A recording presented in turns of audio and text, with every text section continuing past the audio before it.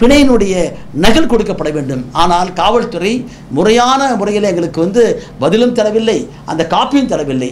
இதையெல்லாம் நீதிமன்றத்தில் வைக்கிற போது தான் அது தள்ளி போடப்பட்டது.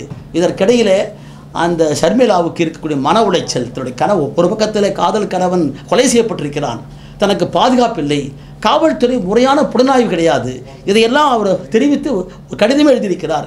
இப்படி இருந்தும் கூட அவருக்கு தொடர்ந்து அச்சுறுத்தல் இருந்த காரணத்தினால் திடீரென்று எங்களுக்கே ஆச்சரியமான விஷயம் என்னவென்றால், அதற்குரிய பாதுகாப்பை தர வேண்டும் என்று தொடர்ந்து சொல்கின்றோம்.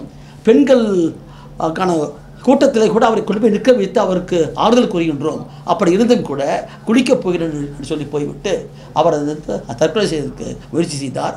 அன்றைக்கு அவர் தப்பித்து விட்டார். ஆனாலும் கூட அவருடைய உடலில் ஏற்பட்டக்கூடிய காயங்கள், கழுத்தில் ஏற்பட்டக்கூடிய அழுத்தமான காயங்கள், அரசு மருத்துவமனையில் தொடர்ந்து சிகிச்சை அளித்தும் கூட அவரையும் இன்றைக்கு மறைத்து விட்டார். இது என்ன கொடுமை என்றால், நம்முடைய மாநகராட்சிக்கு உட்பட்டிருக்கிற பகுதி அது, சென்னைக்கு அருகில் இருக்கக்கூடிய ஒரு மாவட்டம் இது. இந்த தலைநகரிலேயே இப்படிப்பட்ட ஒரு சம்பவம் நடக்கிற போது தமிழ்நாட்டில் இருக்கக்கூடிய ஆட்சி ஒரு சமூக நீதிக்கான ஆட்சி ஆக இருக்கிறது என்பதை சந்தேகமில்லை. மத்திய அரசோடு போராடுகிற போது நமக்காக போராடுகிறார்கள். ஆனால் இந்த சட்டத்தை பொறுத்தவரை தமிழ்நாட்டில் தொடர்ந்து நடக்கக்கூடிய சாதி ஆணவ கொலைகள், அது சங்கர் கௌசல்யா ஆகட்டும், திவ்யா இளவரசன் ஆகட்டும், அல்லது கண்ணகி முருகேசன் வழக்காகட்டும், அல்லது நான் நடத்திய கோகுல்ராஜ் வழக்காகட்டும், தொடர்ந்து தமிழ்நாட்டில் பார்க்கின்றோம் ஆணவ கொலைகள் அதிகரித்து கொண்டே இருக்கின்றன. இந்தியா முழுக்க இருக்கக்கூடிய தேசிய குற்ற ஆவண காப்பகத்தில் கூட அந்த அறிக்கையை பார்க்கிற போது தமிழ்நாடு 3ஆம் இடத்தில் இருக்கிறது இந்த ஆணவ கொலைகளே. இதற்கென்று தனிச்சட்டம் வேண்டும் என்று நாம் போராடி கொண்டிருக்கின்றோம். 2012ஆம் ஆண்டு இதற்கான ஒரு மசோதா தயாரிக்கப்பட்டு ராஜ்யசபையில் அன்றைக்கு அதற்கு சமர்ப்பிக்கப்பட்டது. ஆனால் தொடர்ந்து அதை செயல்படுத்த முடியவில்லை. இன்றைக்கு வரைக்கும் நாங்கள் கேட்பதெல்லாம் தனியாக இருக்கிறதில்லை. 2015ஆம் ஆண்டு இந்த சட்டம் திருத்தப்பட்டு சாப்டர் 4A இதில் தெளிவாக சொல்கிறார்கள், the rights of the victims and witnesses it shall be the duty and responsibility of the state to make arrangements for the protection of victims, their dependents and witnesses against any kind of intimidation or coercion or inducement or violence or threats of violence என்று தனியாக கொடுத்திருக்கிறார்கள். இந்த சாப்டரை பொறுத்தவரை திருமணம் நடந்தாலே மனு கொடுத்து அவருக்கு பாதுகாப்பு தேவையில்லை. It's a duty on the part of the state என்ற வார்த்தை இருக்கிறது. அவர் தான் பாதுகாப்பு கொடுக்க வேண்டும். உச்சநீதிமன்றத்தில் 2006ஆம் ஆண்டு Radha Singh versus state of UP என்ற வழக்கிலேயும், அதற்கு பின்னால் Shakti Vahini versus union of India என்று சொல்லக்கூடிய 2018 வழக்கிலேயும் இதற்கான கைட்லைன்ஸ் கொடுக்கப்பட்டிருக்கிறது. தமிழ்நாட்டில் திலீப் குமார் வழக்கில் ராமசுப்ரமணியம் அவர்கள் மதுரை பெஞ்ச் இருக்கிற போது இதற்கான ஒரு கைட்லைன்ஸ் கொடுத்தார்கள்.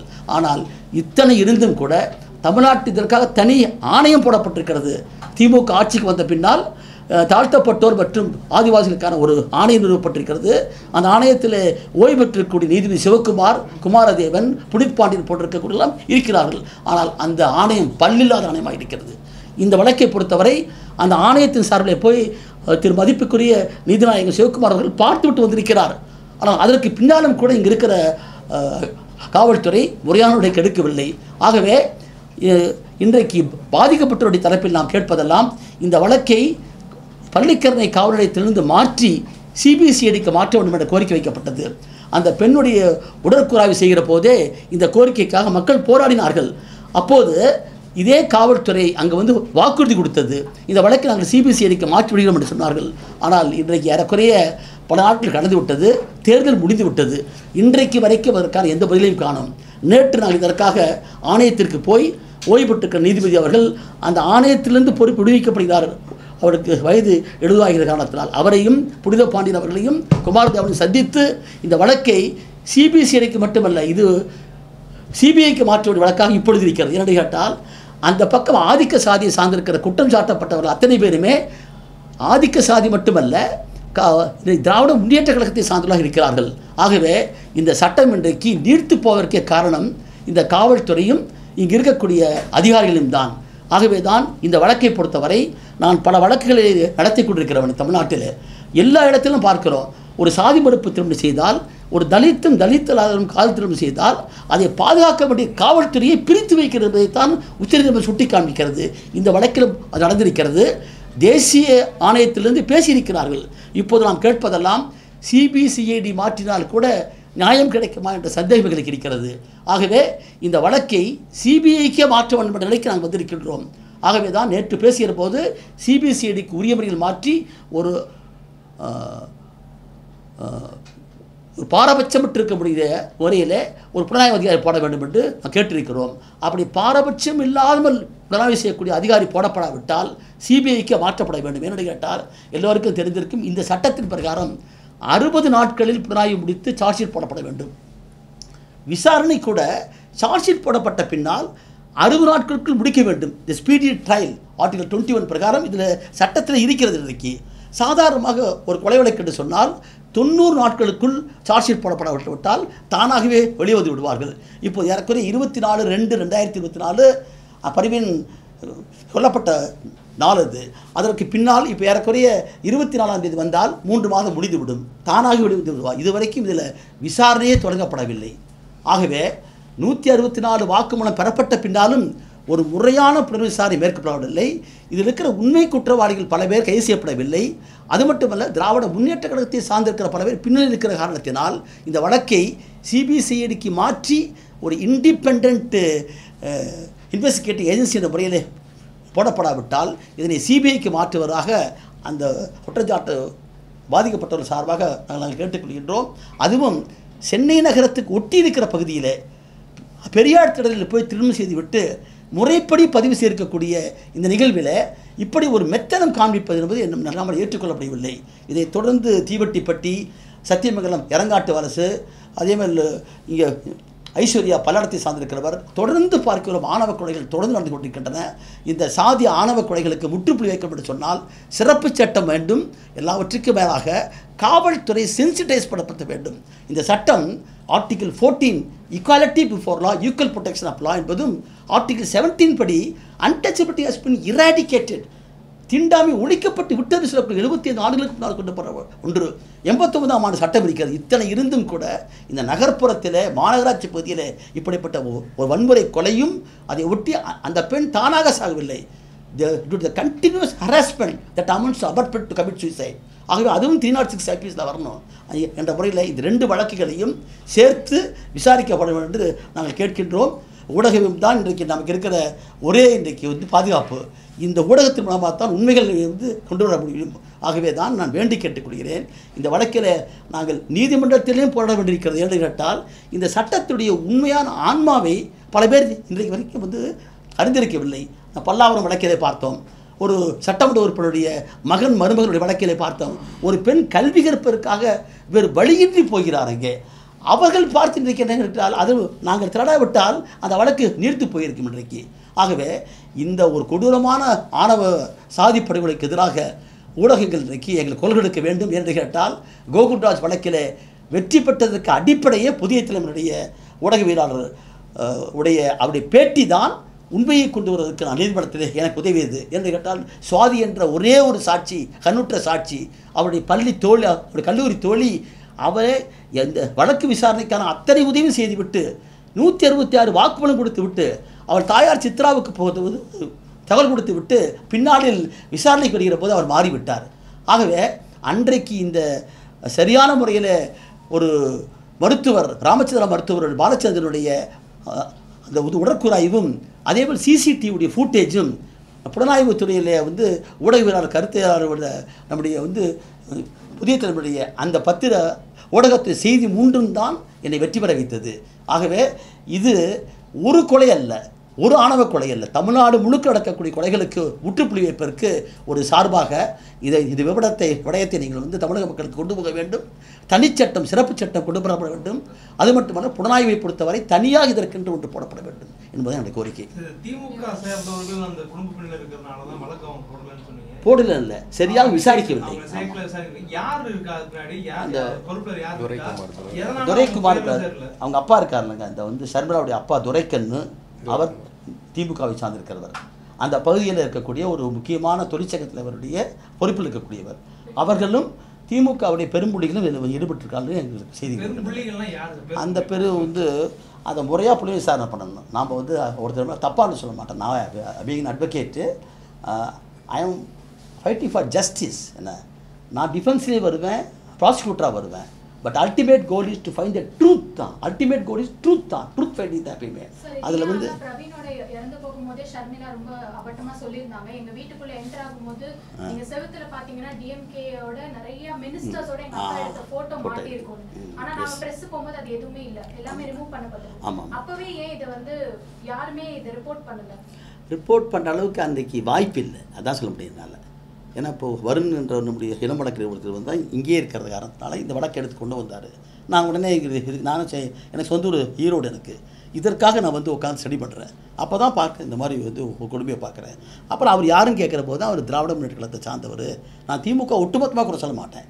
ஆனால் இதில் வந்து அவங்க அவங்க அப்பாவும் அம்மாவும் அவங்க பிரதர்ஸ் எல்லாமே திமுகவோட ஒட்டி இருக்கிறனாலையும் அவருக்கு பின்னணி இருக்கக்கூடிய முக்கியமானவர்கள் மட்டுமல்ல, சில வந்து காவல்துறை அதிகாரிகள் மட்டுமல்ல, அரசு வழக்கறிஞர்களே பின்னணி இருக்கிறதா எனக்கு சொல்லியிருக்காங்க இதில். அப்போ அதையெல்லாம் வந்து ஆய்வு செய்யாமல் நான் சொல்லக்கூடாது எப்பயுமே. ஆனால் இருப்பது என்பது உண்மை, அது கண்டுபிடிக்க வேண்டியது பொறுப்பே அவங்களுக்கு தானே. இப்போ இந்த வழக்கு வந்து முறையாக விசாரிக்கப்படணும்னு சொன்னீங்க. ஆமாம், இந்த எந்த பிரிவை வந்து சரியாக விசாரணைக்கு உட்படுத்தலாம்? முதல்ல இந்த வழக்கு வந்து வன்கொடுமை வழக்கு அட்ராசிட்டி. சாதாரண ஐபிசியில் பார்த்தீங்கன்னா பிசிஆரில் சொல்லக்கூடாது, அதில் பழைய காலம். இப்போ அட்ராசிட்டி, அதுக்கு பேர் schedule caste schedule tribes prevention of atrocities prevention act. இதுக்கு பேரே என்ன, வருமுன் காக்கிற திட்டம். It's a preventive act. சண்டை நடந்ததுக்கப்புறம் வரதெல்லாம் கிடையாது, அதுக்கு முன்னாலேயே வர்ற அப்படி ஒன்று. இப்போ தென்காசியில் ஒரு சின்ன பெட்டி கடையில் மிட்டாய் கொடுக்க மாட்டேன்ட்டான் ஒருத்தன். அப்போ அஸ்ரா கார்பன் சொல்லக்கூடிய ஐஜி வந்து ஃபோன் பண்ணி கேட்குறாரு, இப்படி பண்ணுறாங்க என்ன செய்யணும்னு கேட்குறாரு. அப்போ நான் உடனே சொன்னேன், என்கிட்ட கேட்குறாங்க செக்ஷன் 10 எடுத்து பாருங்கண்ணே. ஒரு பகுதியில் தாழ்த்தப்பட்ட மக்கள் ஆதிவாசிகளுக்கு அச்சுறுத்தலாக இருக்கக்கூடிய ஆதிக்க சக்தியில் யாராக இருந்தாலும் சரி அந்த ஊரை விட்டு அப்புறப்படுத்த முடியும், அவருடைய சொத்துக்களை வந்து பதிவு செய்ய முடியும், தாழ்த்தப்பட்ட மக்களுக்கு ஆயுதத்தை கொடுக்க முடியும். அவ்வளோ பிரிவு இருக்குது போகிறாங்க. இது வரைக்கும் யாருமே பயன்படுத்தி கிடையாது. அங்கே பண்ணாங்க இது. அஸ்ரா கார்னு சொல்லக்கூடிய நல்ல அதிகாரி வந்து அந்த பிரிவை பயன்படுத்தி அந்த ஆளை தூக்கி வெளியே வச்சார். அது இல்லாங்காட்டி தான் டிவேலுவர்ஸ் இது என்ன சொல்கிற 2017 முதல் அவன் 2023 அக்டோபர் மாதம் திருமணமாகிற வரைக்கும் தொடர்ந்து தாக்குதல் நடத்துகிறாங்க. ஆனால் காவல்துறை எதிராக இருக்காங்க. அதான் விஷயம். இந்த வந்து லதா சிங் கேஸில் சொல்கிறாரு, நம்ம மார்க்கெட் கட்சி சொல்கிறாரு, பிரிவினை, அதாவது இந்த மாதிரி வழக்குகளில் வந்து பெற்றோருக்கு சார்பாக கட்ட பஞ்சாயத்து பண்ணுறாங்க, அது தப்பு தான். ஆனால் எங்களுக்கு வர செய்தி அப்படியே இல்லை. What we are receiving from all over India is that the disturbing feature is that the police people are separating the கப்பிள்ஸ்கிறார். That too in a marriage where the Dalit and non Dalit R cutting marriage சொல்லி போட்டு எழுதியிருக்காரு. அதை ஒட்டி தான் அவரே கொடுக்குறாரு. We are giving direction to all the district administration that it's a duty on the part of the state administration, district administration to provide a protection to the intercaste married couple சொல்கிறாரு. இது 2006. இங்கே 2010 Deepak Kumar case கொடுத்துருக்காங்க. நிறைய வழக்குகளில் இப்போ சக்தி வாங்கினி case சொன்ன மாதிரிங்க union of India பிரமாதமான கைட்லைன்ஸ் கொடுத்துருக்காங்க இதில். அப்போ ப்ரிவென்டிவ் ஆக்டாக நீ தடுத்திருந்தா பிரவீனே இறந்திருக்க மாட்டான், கொலை செய்யப்பட்டிருக்க மாட்டான், அவனுடைய காதல் மனைவியும் வந்து இப்போ தற்கொலை படுக்க மாட்டாங்க. இந்த ரெண்டுக்குமே காரணம் காவல்துறையும் ஆதிக்க சக்திகளுங்கிறது தான். ஆமாம் போட்டாங்க. இதில் வந்து இல்லை அப்படி இல்லை, அப்ளை பண்ணலாம். It's a matter of right. எப்பயுமே எப்படின்னா இதில் வந்து ஆன்டிசிபேட்டிவ் பெயில் கிடையாது. எஸ்சிஎஸ்சி ஆக்டை பொறுத்தளவுக்கு section 18 is not applicable. Supreme கோர்ட்டில் கொடுத்த தீர்ப்புக்கு அப்புறம் 18A கொண்டு வந்து மாற்றியாச்சு. There is no anticipatory bail at all under section 18A of the SCSC act. But any application for bail is now filed in the court of the special court. It's a duty on the part of the public prosecutor of the state to give a reasonable accurate time to the victim to come and object. அது இங்கே ப்ராப்பராக செய்யலை. நாங்கள் போய் சண்டை போட்டு தான் எங்களுக்கு வந்து காப்பியை கொடுத்தாங்க. வந்து இது வரைக்கும் 3 முறை நாங்கள் அப்பீல் ஆகிட்டோம். 3 முறையும் அவங்க தயாராக இல்லை போகிறாமே. ஏன்னா அவங்க நோக்கம் என்னன்னா 90 days கொண்டு போயிட்டோம்னா ஸ்டாச்சுட்டரி பெயில் கிடைச்சிடும். இங்கே தான் விசாரணையை முடிக்கலையே. இங்கே இது கடையில் நாங்கள் வேறு மாற்ற ட்ரான்ஸ்ஃபர் ஆஃப் இன்வெஸ்டிகேஷன் கேட்குறேன்னா இன்வெஸ்டிகேஷன் ப்ராப்பராக இல்லைன்னா ஆட்டோமேட்டிக்காக நாங்கள் ட்ரையலில் வந்து we have to suffer lot. 1 or 2 cases நம்ம வந்து இதில் கோகுல்ராஜ் கேஸில் மாதிரி எடுத்தது வந்து ஸ்பெஷல் கேஸாக எடுத்து ஒரு 3.5 ஆண்டு காலம் தொடர்ந்து போராடணும். அதுக்காக எந்த விதமான உதவியும் ஸ்டேட் கவர்மெண்ட் தரல. அந்த வழக்கு எடுத்து நடத்தி முடித்து நான் வெற்றி பெற்று அப்பீலில் வெற்றி பெற வரைக்கும் independently we have done with help of the other human right organisations. State government has not done nothing. அது மாதிரி இப்போ இதை விட்டோம்னா அப்படி போயிடும். இப்போ சொல்லும்போது சொன்னீங்க காவல்துறை 5 பேர் மட்டும் தான் பேர் கொடுக்கணும். ஆமாம் டீம் வந்து கணக்கு கொடுக்கும்போது நீங்கள் வேற பேர் ஆட் பண்ணக்கூடாது சொன்னீங்க. அப்படின்னு ஒரு மிரட்டல் இருந்தால் சொன்னீங்க. யார் சொன்னா, எந்த அதிகாரிக்கான ஆளை வச்சுக்கிறோம். லோகநாதன் யோகலட்சுமி யோகலட்சுமி எஸ்ஐயும் ஒரு ஆய்வாளரும் சொல்லியிருக்காங்க. அது மட்டும் இல்லை எங்கிட்ட தொலைபேசி இதே ரெக்கார்டே வச்சுருக்கிறோம்.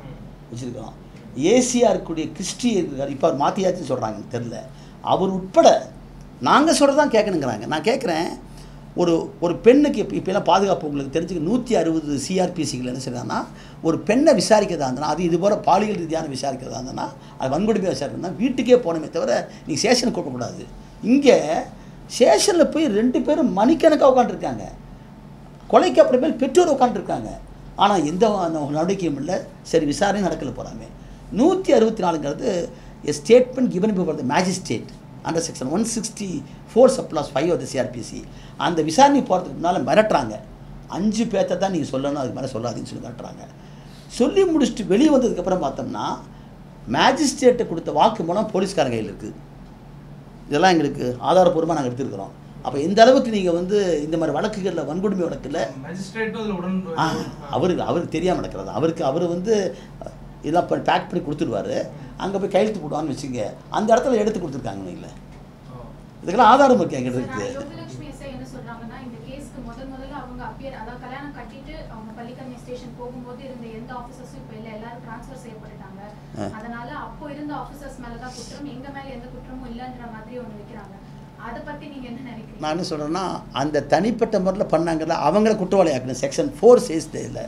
செக்ஷன் 4ல் any neglect of duty on the part of the police officer invokes 6 months imprisonment. இதில் நீங்கள் எஃப்ஐஆர் போட மறுத்தாலோ, சரியாக போடலனாவோ, படித்து காமிச்சு கையெழுத்து வாங்கலனாவோ, அதெல்லாம் அஃபென்ஸு செக்ஷன் 4ல். ஸோ இப்போ அந்த 4ல் இவங்கள கேட்கல, யார் குற்றம் செய்தார்களோ அவரை கொண்டு வரணும். இப்போ செக்ஷன் 4ல் டிசிப்ளினரி ப்ரொசீஜர் போட்டிருக்கணும், கேஸ் போடணும். இப்போ இந்த கேஸே சரியாக பண்ணால தான் நாங்கள் அதுக்கெல்லாம் போக முடியல. எல்லாத்தையும் தூக்கி ஃபைட் பண்ண முடியாது. நாங்கள் independently we have got no investigative agency. அவங்க கையில் எல்லாமே இருக்குது. யாரை வேணாலும் கைது பண்ணலாம், விசாரிக்கலாம். ஒரு தனிப்பட்ட முறை விக்டிமே போவாங்க. ஆனால் தான் இந்த சட்டம் கொண்டு 1989ஆம் ஆண்டு இந்த சட்டத்தை உரிய முறையில் இது ஒரு வன்கொடுமை. It is not a mere offence. அஃபென்ஸுங்கிறது மற்ற இடத்துல உண்டு, இது அப்படி இல்லை. வன்கொடுமைனா something more than that of the offence. அப்படிப்பட்ட ஒரு சட்டத்தை 89ஆம் ஆண்டு கொண்டு 2015ஆம் ஆண்டு திருத்தப்பட்டு மேலும் அதுக்கு நல்ல ப்ரொவிஷன்ஸ் கொடுத்துருக்காங்க. அந்த அட்ராசிட்டிஸுடைய ஜோனை விரிவுபடுத்தியிருக்காங்க போகிறாங்க. அப்படி படுத்தி கொண்டு எல்லா பவர்ஸ் கொடுத்துருக்காங்க. இதை அரசு தரப்பில் இருக்கக்கூடிய வழக்கறிஞர் செய்ய மாட்டாங்க, சரியாக செய்ய மாட்டாங்க, ஆளுங்கட்சிக்கு சாதமாக இருப்பாங்க. அதனால தான் ரூல் 4/5 ஒரு independent eminent lawyer having an experience of 7 years maybe appoint கொண்டு வந்திருக்காங்க. அதையும் ப்ராப்பராக செய்ய மாட்டேங்கிறாங்க. இன்னைக்கு வரைக்கும் எனக்கு தகவலே கிடையாது. இப்போ இந்த வழக்கு முறையாக விசாரிக்காத காவல்துறையினர் கண்டிப்பாக அதான் சொன்னேன். செக்ஷன் 4ல் 6 மாதத்திலிருந்து 1 year வரைக்கும் நடிக்கலாம்ல. 4 அதாவது 6 மாதம் முதல் 1 year வரைக்கும் கொடுக்கலாம் போகிறாங்க. ஆணவ கொலை விசாரிக்கக்கூடியது, இந்த வன்கொடுமை விசாரிக்கக்கூடியது டிஎஸ்பி ரேங்க்ல இருக்குன்னு சொல்லிருக்கீங்க. ஆமாம், ரூல்ஸ் டிஎஸ்பி இந்த சட்டத்துக்கு உட்படுவாரா? கண்டிப்பாக அவர் முறையாக நடத்தலைன்னு அவர் மேலே பண்ணுவோம். நான் கண்டிப்பாக பண்ணுவோம். இந்த வழக்கிலே பண்ண பார்க்குறேன் நான். ஏன்னா தமிழ்நாட்டில் நடந்து கொண்டிருக்கிற வழக்குகள் பூராத்திலுமே இது இந்த மாதிரி நடக்க மாட்டேங்குது, செய்ய மாட்டேங்குது. நானே பார்க்குறேன். செக்ஷன் 4ல் சொல்கிறாங்க, punishment for neglect of duties whoever being a public servant but not being the member of the scheduled caste or scheduled tribes willfully neglects his duties required to be performed by him under this act and the rules made thereunder shall be punishable with imprisonment for a term which shall not be less than 6 months but which may extend to 1 year. அப்படின்னு தெளிவாக சட்டம் இருக்குது. இதெல்லாம் எங்கேயும் நடைமுறையில் வந்ததே கிடையாது. இதுக்கான யார் காவல்துறையை மேலே போட்டுக்குவாங்களா? அதுக்கு நாம் ஆக்ஷன் எடுத்தாங்க. இப்போது இதை தனியாக முறைப்படி விண்ணப்பம் கொடுத்துட்டு அப்புறம் ஹைகோர்ட்டுக்கு போய் அங்கே டைரக்ஷன் வாங்கி டிசிப்ளினரி ப்ரொசீடிங்ஸ் நடத்த வச்சு அப்புறம் கேஸ் போடணும். நம்ம கேஸே ஒழுங்காக பார்க்க முடியல, எங்கே போய் சொல்கிறது? அப்போ இதுக்கு தான் நான் சொல்கிறதுனா, சமூக நீதி அரசு என்பது வெறும் இந்த கொள்கைகளில் மட்டும் பேசுவதில்லை, நடைமுறையில் பண்ணுங்கிறதா. காவல்துறையே சாதியமாக இருக்கிறது என்பதுக்கு இதெல்லாம் உதாரணமாக இருக்கு. போனாங்க அது உடனே போடல. இப்போ வெறும் 174 தான் போட்டாங்க ஃபஸ்ட்டு.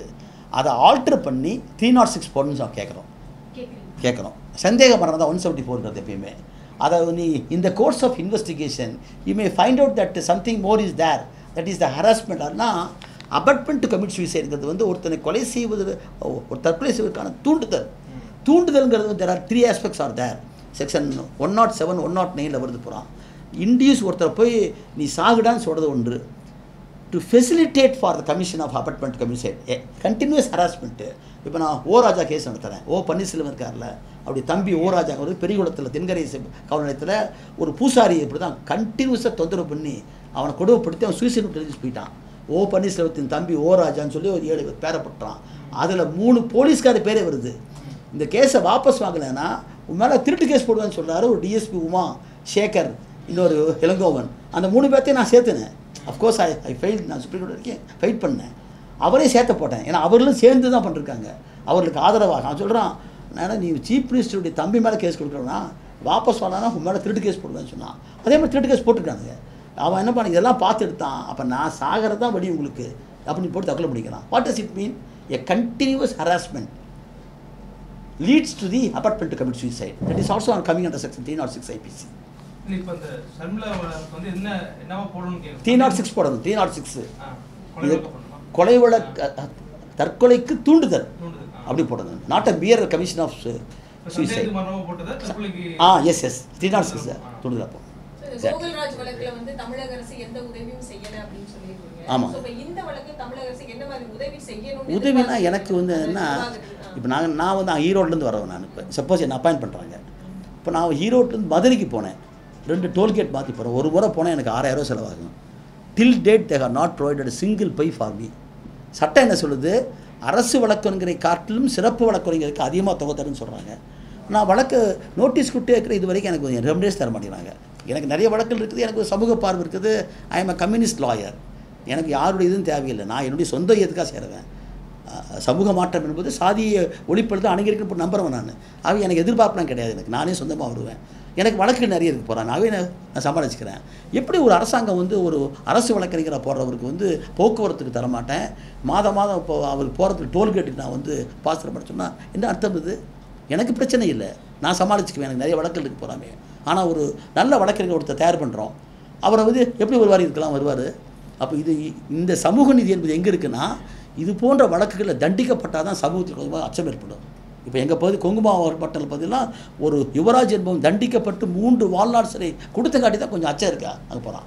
அப்பயும் அது ஒன்றும் பெருசாக நடக்கல. ஒன்று வந்து அதுக்காக நம்ம கேட்கணும். சிபிஐக்கு மாற்றணுன்றீங்க. ஃபர்ஸ்ட் சிபிசிஐடி கொண்டு வந்தாலும் பரவாயில்லையா? பரவாயில்லனா சிபிசிஐடி கொண்டு வந்து ஒரு நல்ல புலனாய்வு அதிகாரி பண்ணு சொல்கிறோம். Impartial independent investigating agency should be appointed.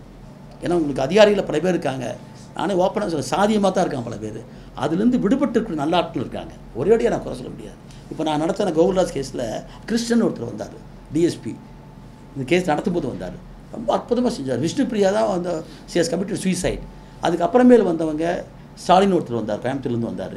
அதுக்கப்புறமேல் வந்து இந்த கேஸ் நடத்தும் போது எங்களுக்கு வந்து நல்ல அற்புதமான ஒரு டிஎஸ்பி ஒருத்தர் கிடைச்சார், கிறிஸ்டின் சொல்லிட்டு.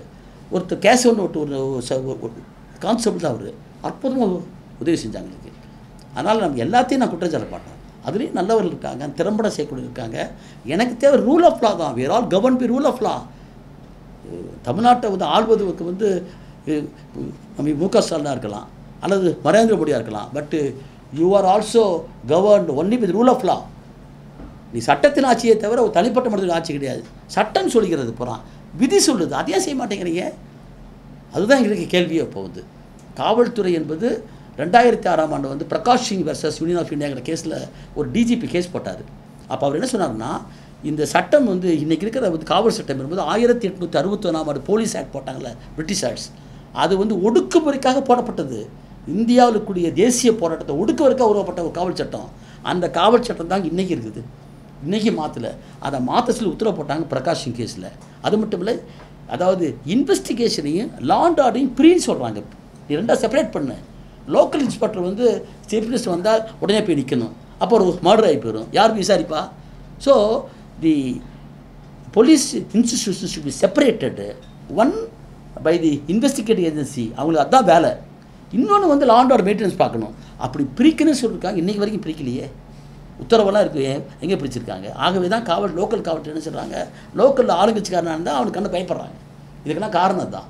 ஸோ காவல்துறையிலையும் நீங்கள் ஜனநாயகப்படுத்தப்பட வேண்டியது, சென்சிட்டைஸ் பண்ணணும், கான்ஸ்டியூஷனை கேட்கணும். கான்ஸ்டியூஷனை நான் கருப்பு சட்டை போட்டேன், காக்கி சட்டை போட்டீங்க, நீங்கள் ஊடகவியலாளர், we are all governed with the rule of law. நாம் வந்து இந்திய நாட்டினுடைய அரசியல் சட்டத்தை தான் நமக்கு உயர்ந்தே தவிர சாதி மதம்லாம் கிடையாது. இப்போ நீங்கள் இந்த வழக்கை சிபிசிஐடி நல்ல அதிகாரி மாற்றணும் அப்படின்னா சிபிஐ மாற்றணும் கேட்குறீங்க. இந்த அரசு மீதோ இந்த விசாரணை அமைப்பு வந்து நம்பிக்கை இல்லைன்னு எடுத்துக்கலாமா? ஆமாம், சந்தேகமே கிடையாது. இன்றைக்கு இருக்கிற காவல்துறை, குறிப்பாக நம்முடைய தமிழக முதல்வர் தேர்தல் இருந்தார், பரவாயில்ல. இப்போ இந்த ஊடகத்தின் மூலியமாக முந்தி கலைஞர் இருந்தார். ஒரு செய்தி வந்துன்னா கூட காலில் தெரிஞ்சுக்குவார் உடனே. அவருக்கு இருக்கிற திறமையாக தான் என்ன ஊடகம் சொல்லுன்னு கேட்பார். அதே போல் தமிழக முதல்வர் சிறந்த முறையில் நீங்கள் கொண்டு வந்திருக்கிற பல விஷயங்கள் நாங்கள் வந்து பாராட்டுறோம். பெண்களுக்கான உரிமை தொகை கொடுத்தது, மாணவர்களுக்கு சாப்பாடு போடுறது, பஸ்ஸில் போட சொன்னது, இதெல்லாம் நான் இன்னும் பாராட்டுறோம். அதோடு சேர்ந்து நமக்கு இந்த சமூகத்தில் சமத்துவம் வரணும்னு சொல்கிறோம். Equality before law, no discrimination on the base of caste, creed, sex, religion and place of birth சொன்னீங்களே, அந்த ஒரு பாகுபாடற்ற ஒரு சமத்துவம் வரணும்னா இன்றைக்கி பெண்களுக்கு கிடைக்க வேண்டிய முழு உரிமை தான். அதில் சந்தேகமே கிடையாது. பெண்களுக்கு என்னைக்கு சம உரிமை கிடைக்கிறதோ சகல வாழ்வில் அதுதான் உண்மையான.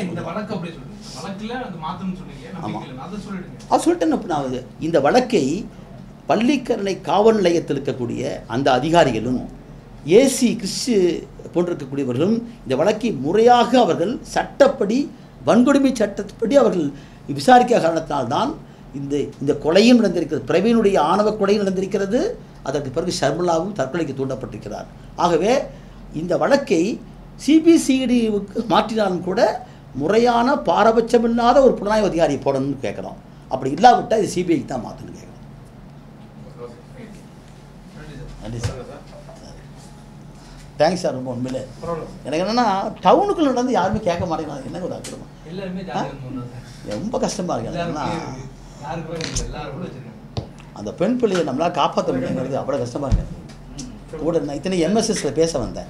அன்றைக்கி லா காலேஜ், இந்த எல்லா காலேஜ்லையும் வந்த பெண்கள் வந்தாங்க. அன்றைக்கி புனித பாண்டி வந்திருக்காரு. அவர்னால தான் கடைசியாக பேசுகிறோம். அஜிதா எல்லாம் பேசுகிறோம். அந்த பொண்ணை உட்கார வச்சு தைரியம் கொடுக்க சொல்லிக்கிறேன். நம்ம கௌசல்யா கூட வந்திருந்தாப்புல கூட வச்சுட்டு அவ்வளோ தைரியம் கொடுத்து பேசுகிறேன். நான் வந்து ஆர்கியூ பண்ண போகும்போது அந்த பொண்ணு இத்தனை கூட வருது. என்னால் சகிச்சிக்க முடியல. என்னால் இந்த அதிகாரி மேலே போகிறோம். ஆமாம் சார், அப்போ அவன் பண்ணாலும் கூட நான் செய்வேன் sir. I will take up that and I file a private complaint. போடுங்க சார்.